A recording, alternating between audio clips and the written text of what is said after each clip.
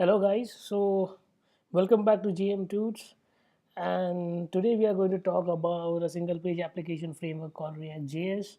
It has been around for almost 2 years now, or more than 2 years now, and it is one of the best competitors of SPA frameworks which you have in the competition today, namely Angular, Angular 2, there's this Vue.js, etc., etc., etc., and the list goes on. But these are some frameworks to be named too. And so, in this particular tutorial playlist, we're going to talk about React.js. And just to give you a brief idea about what React.js is, so first of all, it has been developed and maintained by Facebook, and it is nothing but a declarative component-based architecture which really help building robust front-end, applications, web applications. Learning it also might helpful for you because you might also end up learning React Native. That means creating native mobile applications for iOS as well as Android, and that is really something which is good to know. And so it is nothing but a single page application, and it uses JSX. So JSX, it is nothing but a cool way of writing JavaScript and HTML together, like how it has been done over here. It is nothing but there is a class called hello message, and it is also rendering the HTML DOM. And that is the reason we it is really handy for the people who knows JavaScript very well. And if at all, if they are having some prior experience with Angular JS, it is somewhat close to what directives does over there. So over in this particular React, framework, everything is directive. That means everything is a component. Even whatever C is a component. You can see the header, it is a component, or if you're seeing these buttons, they are a component. This particular part is a component. This text editor is a component. Everything is a component, and everything depends on the stateful. So there is nothing but there is a different, like every component is related to the state. If you can say there's a private variable called state, private object, I would say, and it is nothing but a unidirectional flow. That means there is no two-way binding over here, and that's the reason the performance goes on really very high. And nothing but you have JSON editor and a lot of stuff. So I guess we've done a much of talking over here. Moving to the things we really would like to have before learning React JS. So over here you can see, if you can just Google, you need to have React developer tools. So what it does is it'll just, whenever you start, it is for Chrome, and what it does is when you install this, you'll just, and if at all there's a React application which is running on to the website, it'll just add this particular tab in developer tools so that you can inspect um, the components which are really rendering on the web page, and it becomes very handy to learn that, right? So let me just move on to my code base, which is over here. So you can see I have configured a webpack. I have configured a webpack config, and it is an application bundle which I'm going to be using. So just to give you a brief idea about how I have created this particular folder structure is completely, defined and explained in my playlist which I have created for Webpack 2. So if you can just reach up till here, that is Webpack 2 setting React tab, you just have to follow for 7 videos. It is good if you can follow all of these, but at least to reach up till this particular point as prerequisite, you can just follow for 7 videos. You'll able to understand what is Webpack, and Webpack is not nothing. It is not that simple to make you understand it in one particular go. Rather than that, it would be really great if you can just have a prerequisite look at this particular videos, so you will really able to understand how I have really created these particular things, and how I'm creating a local developer setup, everything. So that is it, guys. Let us just jump on it. I'll just close this particular video and this particular tab, as well as I have my React class over there. Yes, I'll close this as well. Cool. So now just moving to to the core. if you can see, in my source, we are going to just messing up with these particular files. The rest of the things are nothing but the node modules configurations and the rest of the webpack configuration files. That is not something which you'll understand if you just go through the videos which I've just shown you. If you can just go to app.js, you can see that I am using React over here, and what I'm going to do is I'm just rendering hello world into an ID which is having into element which is having an ID called root. So let me just show you how it really looks. I'll just go over here and I'll just say npm run dev.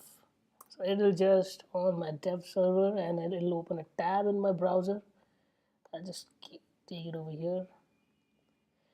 Yeah, so you can see hello world is shown over here and how it is really working. So React is nothing but something which you really need to inject in each and every component which you do. And you can see over here there's nothing but React DOM. Okay, so React DOM is having a method called render, which accepts two parameters. The first would be nothing but JSX. So now JSX is actually going to be, a better way of writing HTMLs into JS files. So I'm writing JS into JS files. So this is the first thing, and the second is nothing but the reference of the DOM element. So over here I'm just getting an element with ID root. So if you can just go into my index.embedded.js, I have a div called I have a div with ID root inside which hello world is getting rendered.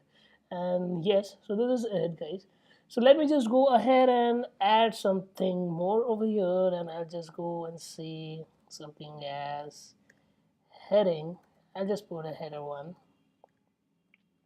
right? And I'll just write something called gm tools, right? Let me just save it. So once I save it, my webpack is just watching the changes and it is showing me an error over here, and my error is just say that adjacent JS elements must be wrapped to enclosed tag. Like if you can just hover over here, you can say JSX expression must have only one parent element. That means every JSX element, right, it should have your first like wrapped around a single element. It can return only single element. So what I'll do is I'll just wrap it with a div over here and let us see what happens. And once I save it, my compilation is start, and you can see GM2 is really working fine with us, and this is how things are working great. So let me just go ahead and inspect it, right? So if I just go and inspect it over here, and let me just, so you can see there's a React tab over here, and you can see this is a particular JSX. There's some props are being shown over which we are really going to see in the next videos which I'm going to create on React, like how to read the values from here and what is props and all. So this is the only way to see it, is just inspecting it, and it is exactly different to what elements are. Element is nothing but this is the entire DOM which Chrome is helping us to do, and React is something just to see what all things are going on over here, and these are nothing but different components in JSX which we have created. So if I just minimize it, and now what I'm going to do is now since you have really, if you have judged, things are really going to be messy over here. So rather than writing everything over here, what I can do is I'll just go ahead and I'll just copy this stuff out, and I'll just say something, or else I'll just go ahead and just copy this thing out. Yeah, oh god, I'm really sorry for that. I'll just cut it, and I'm just going to say something called as app. So this is not now a cleaner way of doing the stuff. Again, everything is working fine, but there's an error, and the error say there is nothing called app. So what I'm going to do is I'm just going to say that I'm going to define app over here. So app is nothing going to be a JSX reference. So I'll just say const app. So this is nothing but a constant app. I'm just doing a lot of typos here.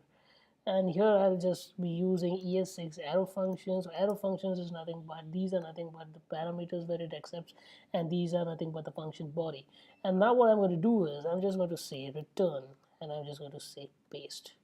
Let me see what happens. This returns this particular JSX to the reference, and this is how I'm using the reference in my JSX.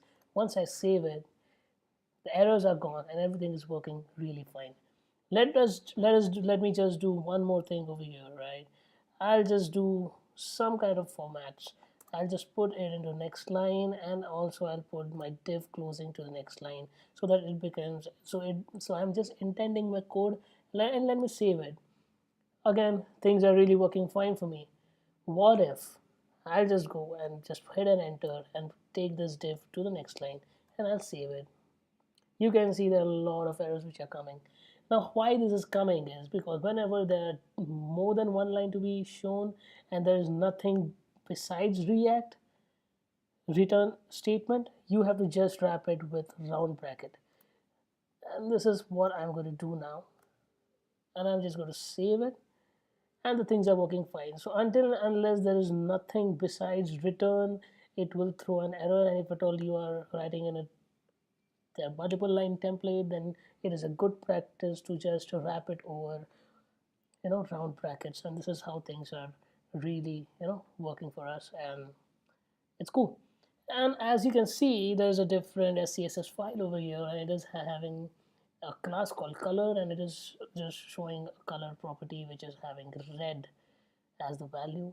Now what I'm going to really do is I'm just going to say here, I'm going to say something called class, and I'm going to say something dot color. Once I save it, okay, right. So over you say things are really not working for me over here. You can see things are not working. Let me just put it to p tag. Let me save it. Again, it is saying invalid DOM property called class. Did you mean class name? Oh yes, I really meant class name. Let me just change it to class name and see what happens. Okay, I think so. I am missing out something over here, and it is color and c. Okay, so it is nothing but color. So once I save it, you can see hello world has turned red, and now that means, and the error is also gone.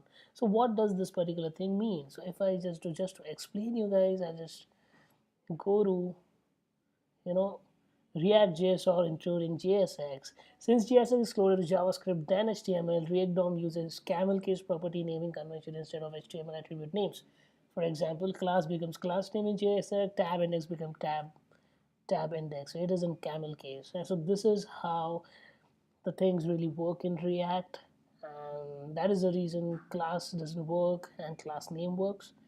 And this is it, guys. This is how things are working. This is quite good for an introduction, and hope so it is making sense to you guys. If at all you felt that you learned something, please subscribe, like, and share, and please watch out for the next videos which I'll be creating for you guys. Thanks a lot, guys.